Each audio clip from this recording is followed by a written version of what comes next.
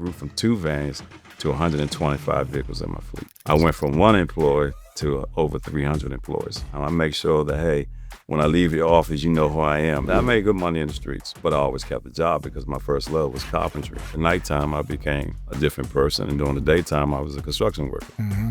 So that was a long phase. I didn't want to change my son's life by the decisions I made in my life. The judge told me, say, hey, if I ever see you again, you're going to be doing life. But I was sending life papers to my house. So from 2007 to December 2007, I made $250,000. But then in 2008, I made $6.2 million. Okay, so you're going to have to break that down. So tell me how that happened. Darnell Lee, a visionary entrepreneur and founder of W&T Travel Services. In 2006, he set out to create a legacy that would honor his late parents. Starting with just 2 employees and 2 vehicles, Darnell's unwavering dedication and strategic insight propelled W&T Travel Services into a multi-million-dollar enterprise. Against many odds and facing immense challenges, Darnell's story exemplifies how vision, resilience, and a focus on legacy can drive remarkable success. The only time I believe in no is when a woman tell you no. Everything is business, business, business, business. When are you to talk about you and her? Some couples may work out. It didn't work out for me, and I don't ever want to work with my spouse, ever again. Thank you for tuning in to Give 'em the Business. If you enjoy learning from Black entrepreneurs and business leaders about their stories of adversity and success, please subscribe to the channel and like the video. But more importantly, please share it with your friends because your endorsement is what matters the most. On today's episode, we have Darnell Lee, founder of W&T Travel Services, a multi-million-dollar transportation company. I hope you enjoy our conversation where he shares his journey.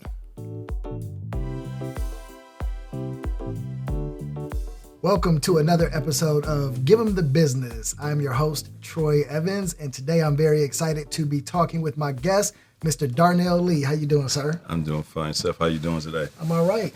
Thanks for having me. Oh, it's my pleasure. I've been interested in having this conversation for a while, ever since you came on my radar, and I've learned that you have a tremendous story of triumph in the end. And business success, and that's what we're all about here at Give 'em the Business. So I wanted to make sure that we had you on the podcast and now on our video episode as well, so that we can share your story with our listeners. Again, thanks for having me. Really appreciate it. So, Darnell, let's start in the beginning. And okay. As I understand, the beginning for you was in Washington, D.C. Yes, sir. Born and raised in Washington, D.C. Had a great upbringing by my parents. You know, everybody wanted to be like Mike, to be their role model. My dad was my role model. He was my hero. You know, he showed me what it was like for us. My father raised men. It's 13, one of 13 children. I'm the knee baby. I'm the number 2, and next to the end of the baby. So, you know, what my father did with us, my father made sure that he raised men.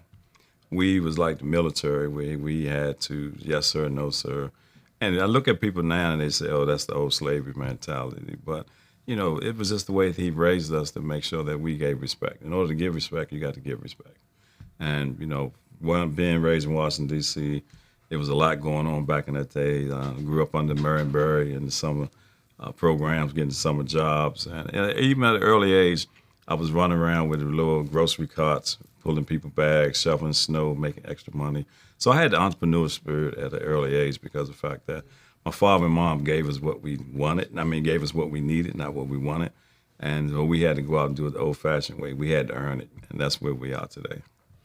And so with 12 brothers and sisters, and you being the second youngest, I imagine that there was maybe a lot of competition, or you needed to fight for some recognition and whatnot. Is that correct? That's true. We was like ringing around roses, so we had to walk around the chairs, and the first one sat down at 8.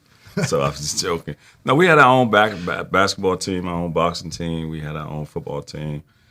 We was known as the Lee Boys, so they knew that when the Lee Boys came out that we had our own teams and everything already formed. And a lot of the brothers and sisters were older, so they had moved out of the house and made room for the younger generation come in. But you know, we had a great time growing up under the 13 of us. One of my sisters passed away before I was born, so we actually grew up with 12, but total it was 13 in our family. And when you came up, DC was still a chocolate city back then. Yes, it was. And were you aware of? You talked about Mayor Barry and whatnot. Did you see a lot of positive Black role models besides your dad? Oh yeah, there was a lot of Black role models growing up. Back in my day, it was limited, but we had some. There was football coaches, Mr. Wise, there was Mr. Bucky at Number 2 Boys Club. Even Black role model men was in the churches that didn't have no names, but they was names to us. That was very influential to us. They helped us grow up. That guided us. Even our pastors was men of the cloth that was real tradesmen, and it taught us how, to make things right, how things was wrong, make sure that we did the right things. So we had a lot of mentors and role models that we looked up to. They didn't have the names and recognitions that they do today, but they was powerful Black men that was in the community working with kids. And so I also imagine with so many brothers and sisters, your parents probably had a difficult time, although they had you in that military type discipline scenario. They probably had a difficult time keeping their eye on all of you all at the same time. Did you find that there were some temptations or some troubles that might have taken you in a direction that you wouldn't want your children to go in? Well, that's true. One thing with my parents, when the street light came on in D.C., we was in the house. Right. My father said it one time. Mm-hmm. He tell you one time only, and if you didn't do it, then it was consequences. I think in today's society, there's not consequences that's going on. You got to tell a kid 2 or 3 times what to do. We never heard that before, because once my mom and dad told us one time, it was done. There was a lot of temptations out there, but because we was grounded and rooted at an early age, we stayed true to our faith as well as with upbringing by our parents. Yeah, the lessons are in the struggle. The struggle, it is, for sure. It is. My pastor preached one day, Pastor John K. Jenkins of First Baptist Church in Glen Island in Maryland, the significance of struggling. And when you struggle, you have a more appreciation of the values of coming out of that struggle to earn it to get where you are. And then you can look back and look what you accomplished through the struggle. Although it was a mess, but there was a message in the mess that you learned from, and you can appreciate it more. Mm-hmm. So you mentioned that you had a spirit of hustle in you when you were young, and you had some minor entrepreneur endeavors in order to earn some extra income and whatnot. When did you first start to think maybe I might want to be a businessman, or was that something that came a little bit later? Well, it came a little later. It's just the fact that the way we was raised, that my father wanted us to see was get out there. He had this motto: if he had to work, everybody in the house had to work. Mm-hmm. And he didn't care what the age limit was. So we had to go out, shovel snow. We had newspaper routes, grocery carts, and that nature. Then as I got in high school, I became a carpenter, and I started forming my own construction company and doing renovations. And then when I got out of high school, you said some of the temptation changed. I got into the streets. I started running with different people. The things that I did learn as a child, as I got older, I put them to the side. It was one day when the fact I was working construction and I got laid off, and I had a family. And I knew people that was out on the street, and I needed to make some quick money. And I went to a friend of mine and said, hey, man, I need to make some money. And I made a couple of transactions, and next thing you know, I became him. Mm-hmm. And then I became somebody that I didn't know. Mm-hmm. I was afraid of myself. I used to wake up every morning mad at the world because that was the life I was living, because now I was in the streets. I had teams out there working for me, and I became a man of the night. So you just said a mouthful, so we're going to have to go back through that in a little bit more detail. Yes, sir. So first thing that was really interesting to me that you mentioned was that you became interested in and learned the skill and trade of carpentry. That's correct. Which is that stood out to me because. Well, I'd like to give a praise to my teacher, Ms. Thompson. In the 8th grade, I was at Shaw Junior High School in Washington, D.C., and she said to us, the world is going to change, and you're going to need a degree to work anywhere you go. And she said, you ought to start thinking about trade schools.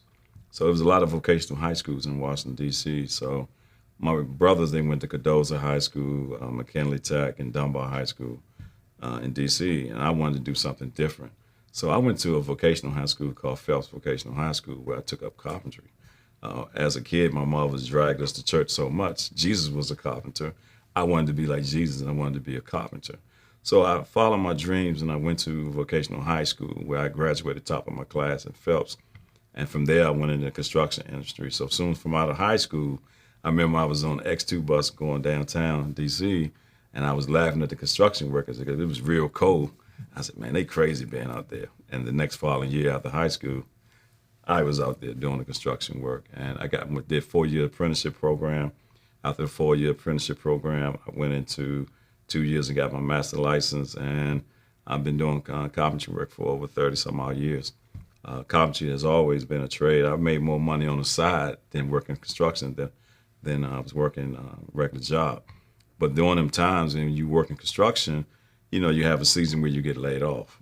And when you get back, if you don't working under the decks, doing back dropping and back propping under the decks, the construction industry, they lay you off. So at that particular time, I got laid off.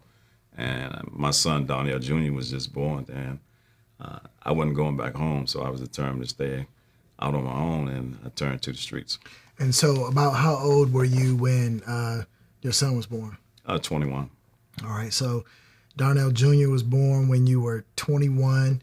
You're doing well enough as a carpenter and earning a living and earning some income and whatnot, which again I find fascinating because we were pushed this: go to college, get a 4-year degree, get a 4-year degree, get a 4-year degree. And now I find myself always having to contact and reach out to skilled individuals, be it carpenters or plumbers or cameramen or audio technicians or something. And I see the value of that. And I worked in youth services for a long time. And we studied how in Europe they have very vast apprenticeship programs and what have you, and they really put a lot of emphasis on making sure that individuals have skills. So you've developed this skill that has paid you dividends for all of your life, but it was seasonal at times and not consistent. That's true. You had the pressure of a young mouth to feed and make sure that no one's going hungry, and that responsibility. So you do as we do sometimes, and you look for the quick opportunity to make some money, and put some money out on the streets. Tell me a little bit more about that phase of your life. Yeah, as I stated, I was laid off. I didn't want to go back home, and made some phone calls and made some flips, and I became the person that I was calling. I became that person who was in the streets of Washington, D.C. I always kept a job, because the job would be my personal recounts if I ever got locked up, and I always had lawyers or retainers. And I made good money in the streets, and I made more than I ever would work, but I always kept a job because my first love was carpentry, and I love doing what I do, and I love what I do. And so one offset the other. It's just the fact that at nighttime I became a different person, and during the daytime I was a construction worker. And how long was that phase in your life? About 15 years. So that was a long phase. It was a long phase. It was a good phase, too. Yeah. Was it the money? After a while, it wasn't about the money. It was just the fact that it was just the hustle and grind. It was just going from one entrepreneur to another entrepreneur. I mean, just because a lot of people don't understand, you're still running a Fortune 500 business. You're still a CEO of that company. And or just like I was the CEO of the carpentry company, I was the CEO of this company as well. So that opportunity lasted for a good bit of your 20s and into your 30s. Correct. What made you want to switch gears and take a different direction from a how you earn your living standpoint? Well, a lot of my friends at the time, they was getting life in prison. I didn't want to change my son's life by the decisions I made in my life. I never wanted my son to see me in prison or come to visit me in prison. So I had to make a change. And I remember I had to go to court one day, and the judge told me, say, hey, if I ever see you again, you're going to be doing life. But I was sent life papers to my house, and I was facing life in prison. And I told the Lord, I said, Lord, as you get me out of this, I would never go back. And just like a lot of people, I lied. I went back, and I had to get it out my skin and my blood with the fact that I said, hey, I went to a skating rink one night, and the police came into the bathroom. It was like a goon squad. One of the guys came in there. He was a former drug dealer, and he had cocaine all on him, and he was sniffing it. And so we went in the bathroom. They pushed everybody against the wall, and I had something on me, but the way I kept mine is that you would never see it. And they was about a centimeter from reaching where I kept my drugs at. So when I walked out of the skating ring, I just gave everything away, and I fell on my knees. And that Sunday, it was on a Saturday, that Sunday, I went to church and I gave my life back to Christ. And from there, I've been on fire for the Lord ever since. So that was really the turning point in my life, because I could have been doing life in prison. Mm-hmm. Mm-hmm. Yeah, that was obviously a scary moment for you that could have took you in a completely different direction and Yes. And had you letting down the people that you really wanted to make sure you were taken care of. Hey, that's true. My son, I wanted to make sure that he would have and grow up with his father in his life. I didn't want to take me out of the household by the decisions that I made. And you see so many African-American kids growing up with single parents and their father's not in the house. I didn't want that to happen to my son because of the decisions I made. If it was going to happen, it would happen because of other reasons, not because what decisions I made. But yes, my son was the reason why I got out of the street, and I'm so proud of him now, what he's doing in his life. And I got 4 grandbabies now, so hey, I'm so proud of all of them, what the accomplishments my son has made and what my grandkids are doing now. So you're in your 30s. Mm-hmm. You've decided to give your life back to Christ. That's correct. And so what does that look like from an employment standpoint? What are you doing now on your full-time job now that you've given up the streets? Well, I left Carpentry, and then I started working for a company called Metropolitan Area Transit Authority, Metro, where I was driving the bus and trains for Ramada. And from there, I drove for them for almost 10 years, the bus and train. And I also started doing training. I love training students to come in, just like when I came in.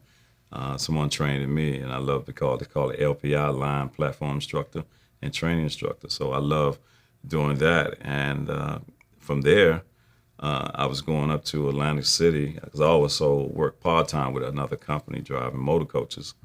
And one of the guys asked me, he said, hey, man, when you going to start your own company? I said, what are you talking about? He said, well, you're very articulate, you're very bright. He said, you dress well. He said, you know what you're doing. He said, you should start your own company. And I never thought about it. And one day my pastor was having a workshop on entrepreneurship. And I started thinking about it more and more. I said, you know what, maybe I should start my company. So what was going on during those 10 years of you learning the skill of transportation and training, not just for the Metro Authority, but private motor coaches and whatnot? What are some of the lessons you learned that would become invaluable to you as you transitioned into becoming an entrepreneur? That's a good question, because before I started my company, I called 20 companies and wanted to meet with the owners and ask them the do's and don'ts of running a business. Out of the 20 companies I called, 10 of them met with me, and they gave me, the policy procedures or do's and don'ts of what's started companies. But out of the other 10 companies that didn't meet with me, they currently work for me now because they were so afraid of me being their competitor, they didn't want to talk to me. Mm-hmm. But, in order to, the art of war, you got to use your competitors and your enemies to bring them together. So the fact that you guys can work together and collaborate, regardless of what the situation and circumstances, it's about bringing us together and working together.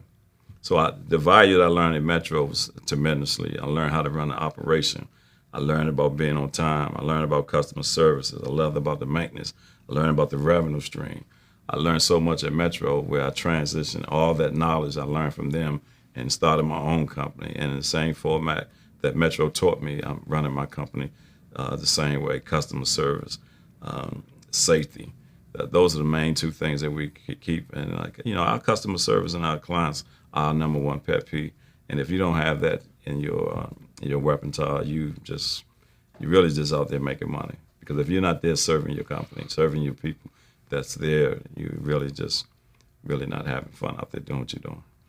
So I've learned a lot from the conversations I've had with entrepreneurs, and I've seen a lot of different ways of starting companies. Mm-hmm. But one of the ones that seems to be more successful is when someone really soaks up the information and the skills and what have you on someone else's dollar, another company's dollar, right?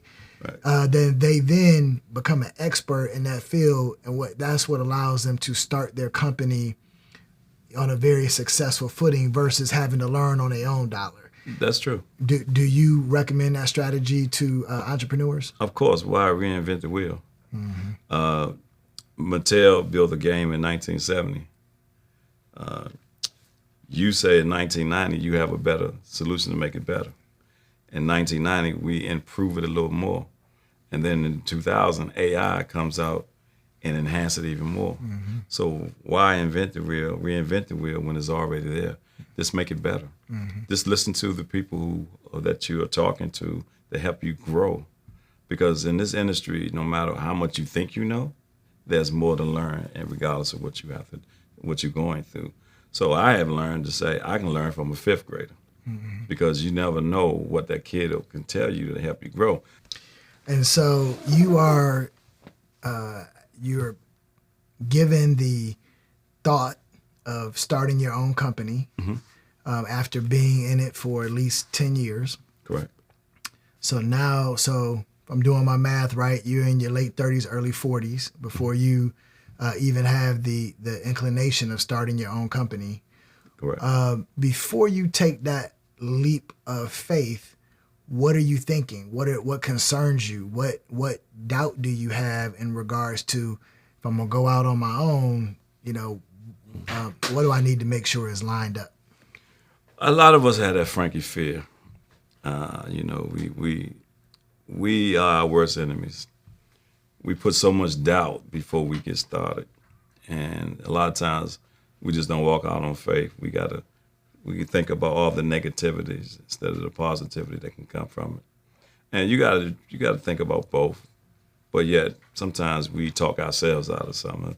It's just like meeting a female. You can talk yourself into that female already booked you before you booked her, with the fact that now she want to talk to you, but you didn't talk to her so much with the fact now she talked to you and she talked herself out of it. Mm-hmm. So if we talk ourselves out of a lot of things that we're doing in life, and what I did, like I said, I spoke with those 20 individuals. During that time, it was an administrator named Wayne Curry in D.C. said that they couldn't find African Americans. So I wanted to make sure I went and got all my certifications first. Before I even started my business, but then I went and got all the certifications that I needed, so that the fact they would never say we couldn't find you. Mm-hmm. And so then I went on, knocked on my congressmen, my senators, my city councilmen, my school board. I went and knocked on all their doors, and I took my capability statement and introduced myself, who I am. And then after I sat down and met with them, I just be like, my wife said I stalked her when I first met her. I called and word the hell out you. Hey, I'm Darnell Lee. I came to your office. I met with you, just doing a follow-up. A lot of people don't do follow-up. I follow up all the time. I make sure that, hey, when I leave your office, you know who I am. And then, just like I did with Metro, when I was worrying them to death, they said, come on down here and take this application. We got a job for you. They was calling me back, Mr. Lee, we got something that you might want to look at. And by me being persistent, I became very successful, because the only time I believe in no is when a woman tell you no. But I'm going to call you. I'm going to knock on your door. I'm going to make sure that if there's an IDIQ or something out there that I need, that I'm coming to get it. Love that. And so you decided to start your own business, and this is W&T Travel Services that you started? Yes, sir. W&T Travel Services. And so what was your first purchase? Was it the vehicles? I was working with Metro at the time, and I had just bought a brand new Mercedes-Benz coupe. And I went to a men's conference that my pastor was teaching on about legacy as well as entrepreneurship. And the Bible said a good man should leave a heritage for his children. So I always want to honor my mother and father in life and their death. I named the company after them. So the W is for my father, William, and the T is for my mother, Teola. And I took the car back to the dealership. I lost about $13,000 in value. But I had a vision, goal, and purpose. And I got online, I looked in Houston, Texas, and I bought my first van. And I went down there and bought the van, bought it back. On my way through Atlanta, my younger brother at the time, he still lived in Atlanta. I was living in D.C., so I went back home and I found another van. So I bought two vans for less than $30,000, but that same one van cost $30,000 in D.C. And so I traded my car in and got rid of it, and I started my company with those two vans. I grew from two vans to 125 vehicles in my fleet. I went from one employee to over 300 employees. So you went from two vans to 125 vehicles. That's correct. And from one employee to over 300 employees. Yes, sir. That's a lot had to been happening during that time. So let's start back. So you got your two vehicles. I'm assuming you're doing the driving in the beginning. I was doing everything. And then I called Darnell Jr. I called him from North Carolina, and he came back home. So you got your son involved? I got my son involved. And at that time, he had his fiancée. So they was doing the administrative part. And are you married at this point in time yet? Yes, I am. Okay. And who was your wife? At that time, I wasn't married. Oh, you weren't married, I wasn't married at that point in time. Okay. No. And so Darnell comes back, helps you out with the business. Where are you getting your customers from? Who is your clientele? Well, the customers were the clientele that I went and met with. Remember I said I met with the 20 companies, but I only met with 10. I became a subcontractor to them. Gotcha. And I also was taking my white paper, going to government official meetings. I was going to, in Prince George's County, Maryland, they had a lot of meetings where you go in to meet with the government officials, and I was going down to a lot of the universities and colleges. I was meeting with them. I would meet with anybody that had opportunity for me to grow my business.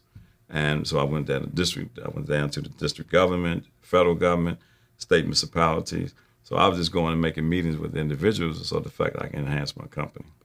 And what do you think you did in revenue that first year of your business? Well, the first year I started, like I said, I waited to get all my certification. So I started my business August 23rd, 2006. And I stayed dormant till May 1st of 2007. So from 2007 to December 2007, I made $250,000. That's not a bad first year. It was okay. It was a good year. Right. But then in 2008, I made $6.2 million. Okay, so you're gonna have to break that down because you went from $250,000 in revenue, correct, to 6.8 in the year that the economy collapsed. So tell me how that happened. Well, I came in when President Obama got elected. Okay. And I went into the 8A program. The 8A program, great program, is for minority businesses. And once I got into the 8A program, my first government contract was 5 years, $35 million. Wow. And then as I grew my business, I started adding on. And then I won $10 million, $15 million, $20 million dollar contracts. And then the first year I went, like I said, I made $250,000. Then I went to 6.2. But in my third year, I went to over $10 million. And that was primarily from federal contracts in the 8A program? Yes, sir, from the federal government contract, and as well as being in the commercial industry too. Because I was like Uber before Uber came out, whereas the fact that I didn't have any motor coaches, but I will connect people who had motor coaches with some of the clients that I was recruiting. Mm-hmm. So, and I was still getting a broker fee. Mm-hmm. So when Uber came out, I was doing Uber way before Uber got started. And so I hear a lot of entrepreneurs say that sometimes those big contracts and getting money fairly early in the process can also be a downfall or a detriment if you can't scale your business up quick enough to meet the demands of the contract. Did you experience any of that or any obstacles that you had to overcome, or was it smooth sailing as you started getting those government contracts in? Nothing was smooth sailing. Okay. I can tell you that. It's just that you never take on more than you can bear. You say undervalue, overdeliver, underdeliver, overvalue. Whereas the fact that I knew that what I can handle. So if I knew I couldn't handle a $80 or $100 million contract and I didn't have the manpower, the people, the resources, I would stay within my limit. And by that, what I mean is that I knew what I can handle at the time. I wouldn't try to go and get something that I couldn't handle. So for me, it was a strategic growth and grind with the fact that I knew, because the government has a thing when you're working, as you move up the ladder, you have a thing called first right of refusal with employees. So every time I won a contract, I inherit those employees. So I didn't have to go out and get a lot of employees because they was already there. Now, we did have to backfill a lot of positions, but I did it strategically, and I made sure that whatever contract I went out of, I became like the military, where we look 18 months out before a contract would end, and I would court that quota or contracting officer with the fact that he or she, I would meet with them and learn the contract. I had a contracting team that we would break down the contract, what we needed, how much we needed, what we had, where we had to go in this. And then when we bidded on it, I knew exactly where I needed to go get the capital from, how much money we needed, what our payroll would look out. And that way, when we won the contract, everything was already in place. And with 8A programs, you can normally stay in the program for about 9 years. 9 years. Yes. And so if you got it in 2006, you're coming out around... No, I started the business 2006. 2006. I didn't get into the 8A program until 2009. 2009. No, I'm sorry, 2008. 2008. I came in when Obama got elected.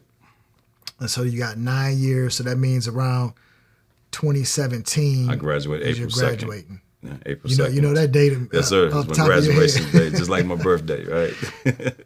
Were you concerned when you were getting ready to leave the program about how you were going to continue to get large government contracts and transition out of that program?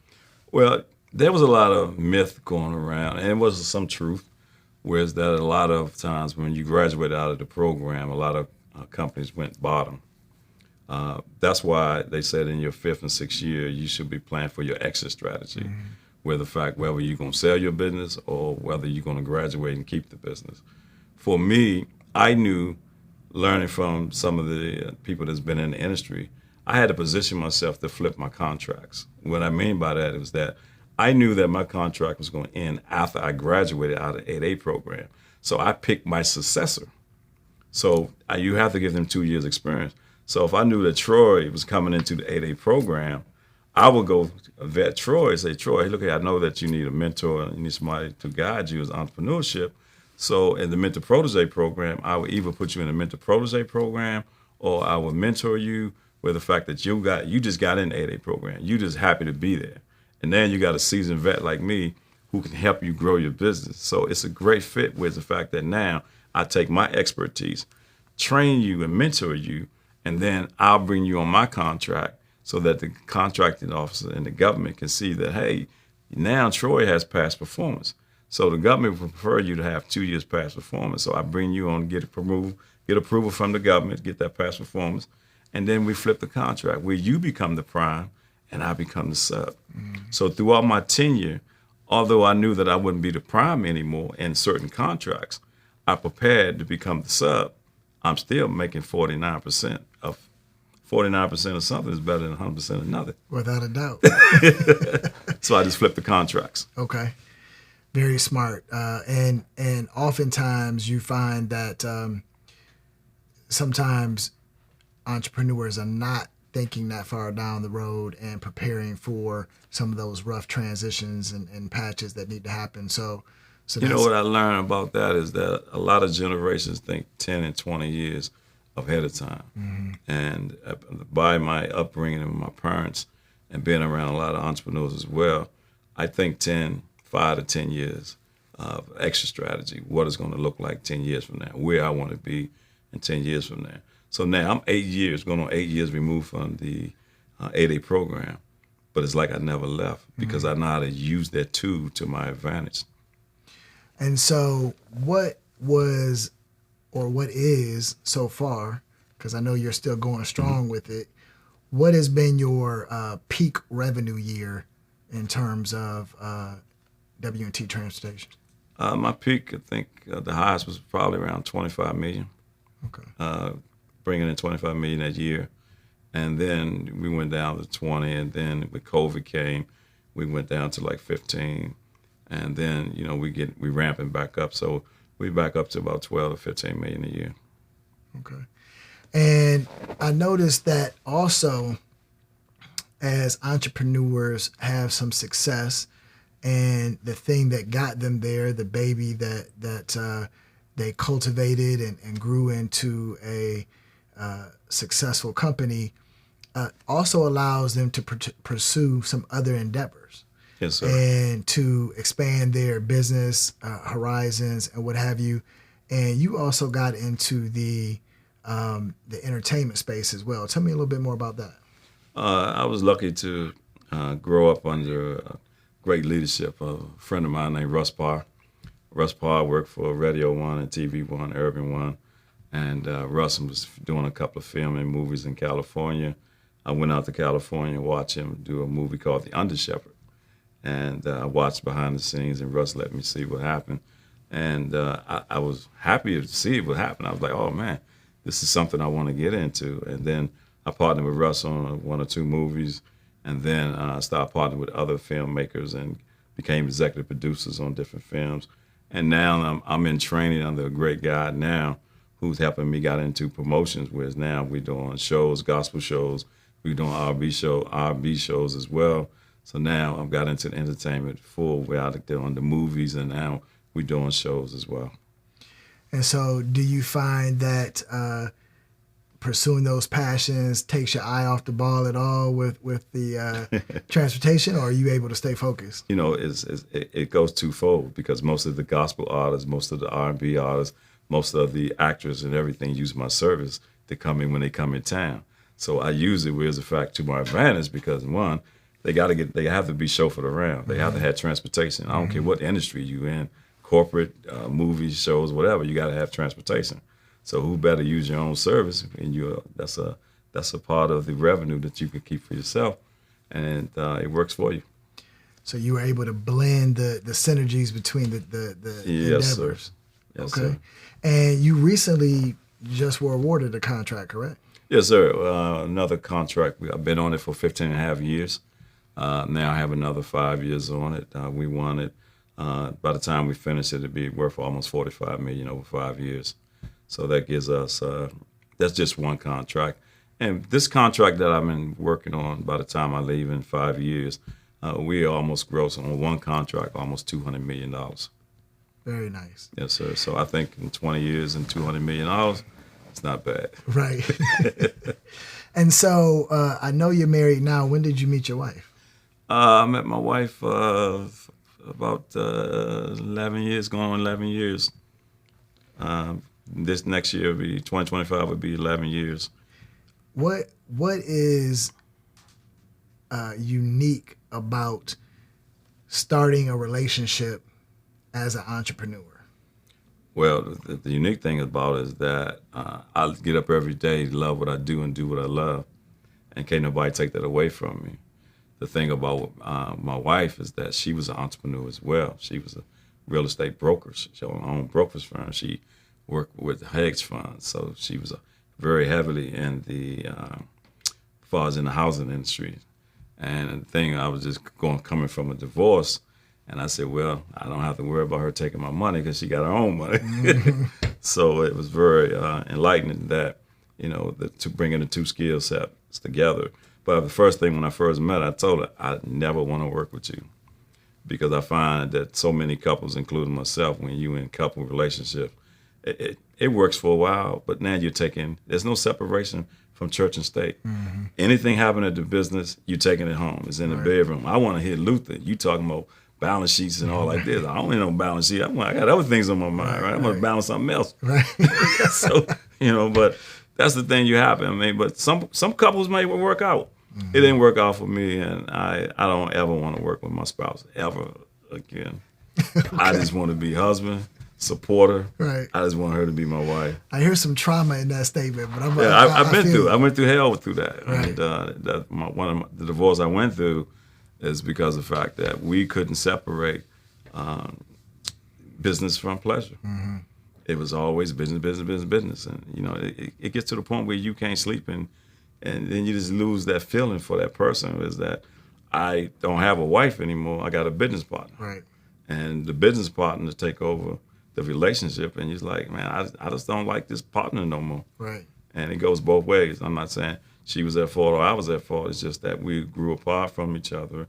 And there was no separation. And, like I said, some couples can work together. I couldn't. Mm-hmm. And I see so many couples like myself who break up because of the fact that it's too much. You got to have a separation. You go on vacation, what are you talking about? You go to church, what are you talking? When you leave the church, what are you talking about?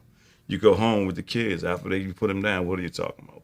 Business, relationship. You're not talking about relationship, you're talking about business. Mm-hmm. Everything is business. When are you talk about you and her? Right. So, when I listen to your story, which is fascinating, one thing that strikes me off the bat is that, at least to me, 2006 doesn't seem like that long ago for you to have had the level of success that you have had, right? You're talking about hundreds of millions of dollars in contracts in under 20 years, right? That's extremely successful. And I've found and come to the conclusion that, a lot of people talk about there's no such thing as getting rich quick, which there's not, because there's a lot of process that happens on the way up to it. But once you figure it out, it does happen extremely quickly. Do you agree with that? I totally agree with you. It's just like you said, you have to figure it out. You have to find out what is that one thing that you're good with, and what was that one thing that you would do it for free. See, I love transportation and I love customer service. This is something, if I didn't get paid, I would do it for free. Mm-hmm. And I learned the most valuable thing that you can do is volunteer. I learned so much and gained so much in relationship by volunteering my time and giving when everybody wants to get paid for it. And you don't know how many people you're going to meet. Doors open up for you that just by volunteers. The things that you pray to God for, I need this, I need that. And you standing beside the person that you volunteer with, that they volunteering with you, and now y'all make a relationship. That's what you pray for. Mm-hmm. But if you never give back, how you gonna give? How you gonna get anything? Much is given, much is required. You have to give back in order to give. And I just think that for me, I love volunteering. I love giving my time. I love counseling people. I mentor a lot of people as well. I helped a lot of people become millionaires. So, for me, although I was a hellraiser growing up in my 15 years that I told you about, I'm not saying I'm compensating it, but I just love giving back and helping people move along.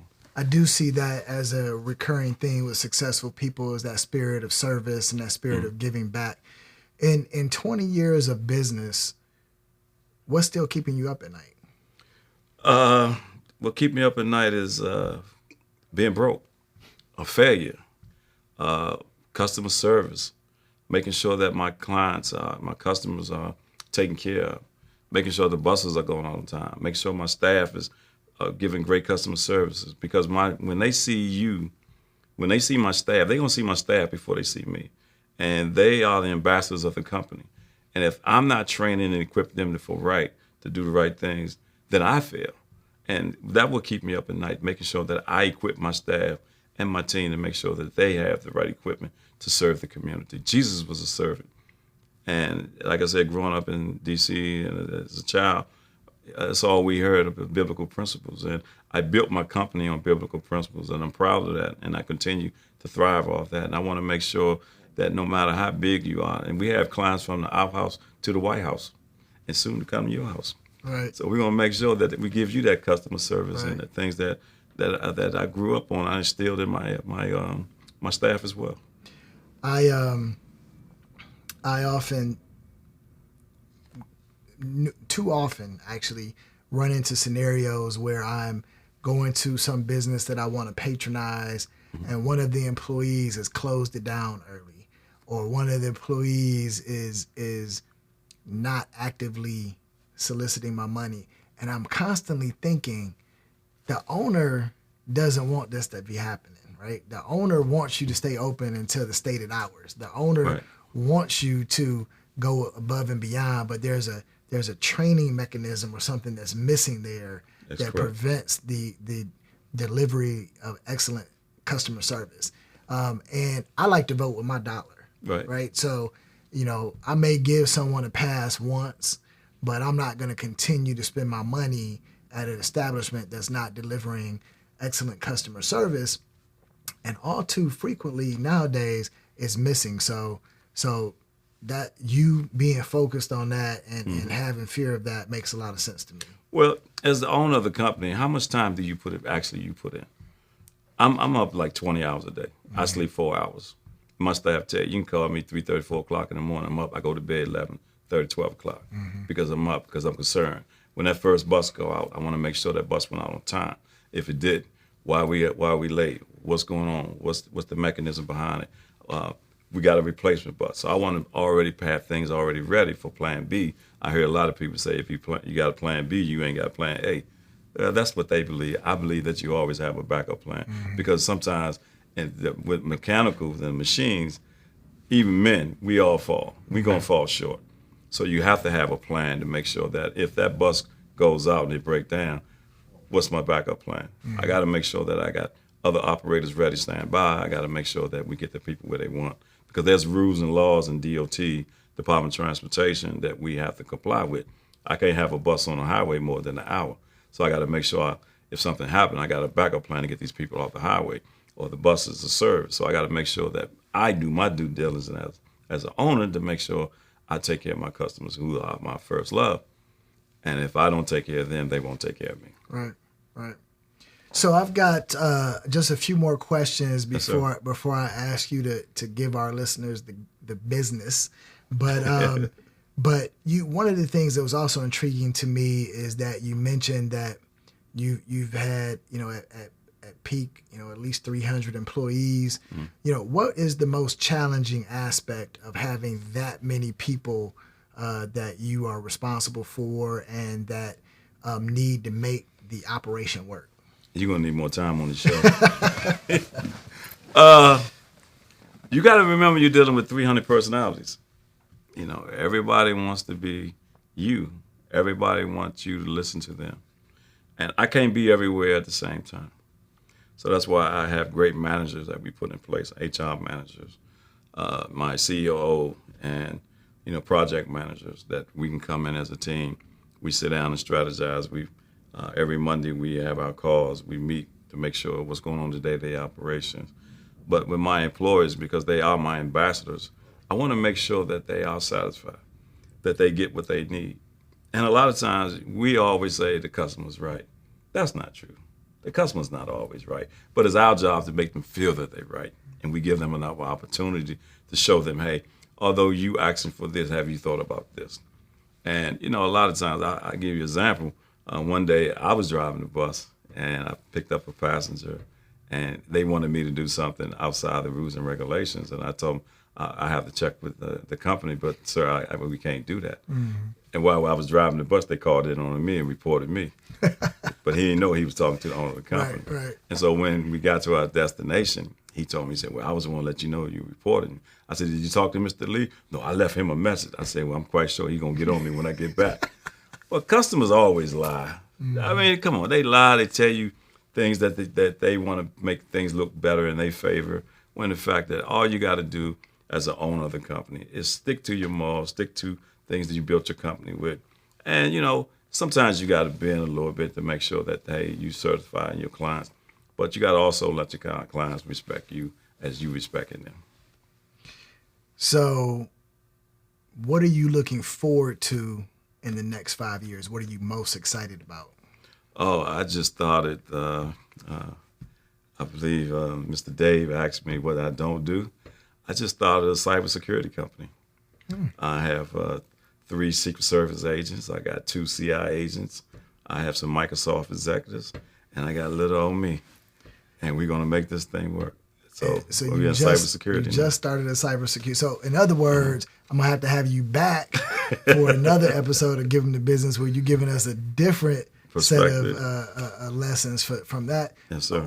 How recently is that company? The company started about a year ago. Okay. And right now we in the process of signing our first contract. Okay. And some of the agents that's currently working together are now ready to retire from the Secret Service. And are you planning on leveraging the 8A program for that company as well? Some secrets are, some things I can say, and some things they got to tune into to the next show, right? Okay. So before we get out of here, I always ask successful entrepreneurs as yourself to give our listeners the business. What are the things that you want to make sure the next generation of entrepreneurs knows and learns before they take that step into entrepreneurship? And how would you want them to be equipped to be successful as you have been? That's a very good question. The first thing I would say is your honor, integrity. A man or a woman with no integrity is a person I don't even want to be around. Your honor, your integrity, mean what you say what you mean. Don't flip-flop. And don't let anyone take you away from your dream and your passion. Learn what your goals. I tell people all the time, you have to have your vision, your purpose, your goal, your strategy, your structure, your service, and that cherry on top is your technique. What separates you from everybody else? And RG3 is like a little son to me and a nephew, where the fact that me and his mom had a radio show back in D.C., and RG3 always said, no pressure, no diamond. But, when you got that pressure on you, you can make a diamond, because adversity will bring the best out of you. Marvin Sapp got a song, you bring the best of me. Because when everybody else wasn't around, God always puts something on you, and he won't put more on you than you can bear. So if you just trust and believe what he says and take the naysays and put it out, because they told me, and look at the guy from D.C., I would never be nothing. Never would have made it. You wouldn't be nothing. You're going to be just like him, nothing. And look at me now. I use that as fuel. So when people tell you that you can't do this and you can't do that, use that as fuel to get to the next level. Don't look about revenge. Look at how you're going to go to the next level in success. And don't be afraid to ask somebody. Don't be too proud with the fact that you think you know it all, because I still don't know it all. I still ask people questions and everything. But then when you feel good about yourself when you got kings and queens. I met kings and queens in Africa when President Obama got elected. I was a delegate to go over to Zambia, Africa, and meet with the president of Africa. And when me and Hillary Clinton was over there as a delegate.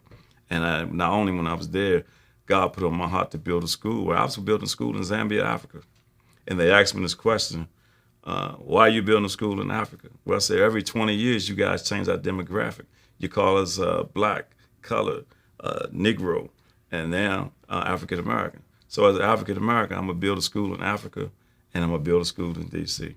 In D.C., and also I was going to build in Georgia under Bishop Eddie Long guidance. He was going to let me build a school in New Birth. But I would tell people, you never know how far you can go until you try. And if you got to only believe. And if you don't believe it, who will?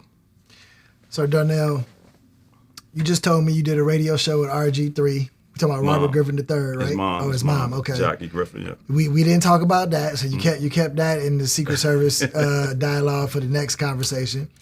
You're in Africa as a delegate under Obama and Hillary Clinton. We didn't talk about that. So you're keeping the nuggets, Darnell. We got to get the nuggets into the show. Yes, sir. But that means we just got to have you back.